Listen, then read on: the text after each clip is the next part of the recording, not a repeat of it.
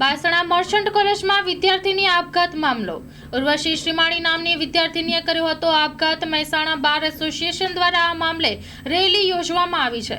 વકીલ મંડળે પોલીસ સામે કર્યા ગંભીર આક્ષેપ। રિમાન્ડ માંગ્યા વગર કેમ આરોપીઓને જેલમાં મોકલવામાં આવ્યા? બાસણા કોલેજ બંધ કરવાની વકીલ મંડળની માંગ છે।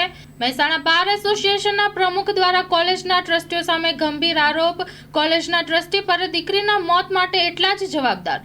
કોલેજના ટ્રસ્ટીઓને આરોપીઓ તરીકે લેવામાં આવે તેવી માંગ કરાઈ। Story report by Mayur Pandya, Mehsana. Rally કરવાનો હેતુ એ છે કે અમારા બાર એસોસિએશનના એક એડવોકેટની દીકરી મર્ચન્ટ કોલેજમાં અભ્યાસ કરતી હતી અને આત્મહત્યા કરી છે। અને આત્મહત્યા કરવા પાછળનું કારણ એ છે કે પ્રોફેસર તરફથી અને સંચાલક મંડળ તરફથી એને ત્રાસ આપવામાં આવતો હતો, જેના કારણે એને આત્મહત્યા કરી છે।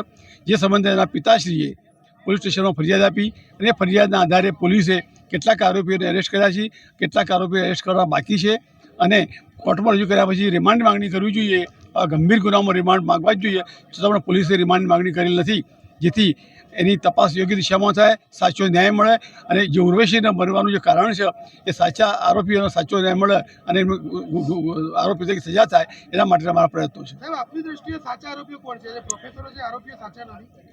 પ્રોફેસર છે સાચા આરોપી છે, પરંતુ સંચાલક મંડળ પણ આમાં સામેલ છે એવું છોકરીઓનો આક્ષેપ છે મરણ જનારનો। એ સંજોગોમાં સંચાલક મંડળના સભ્યોને પણ એરેસ્ટ કરવા જોઈએ, તપાસ થવી જોઈએ। સંચાલક મંડળને બચાવવાનો પ્રયાસ થઈ રહ્યો છે? સંચાલક મંડળ બચાવવાનો પ્રયાસ થતો હોય એવું ઇનડાયરેક્ટલી આપણને લાગી રહ્યું છે।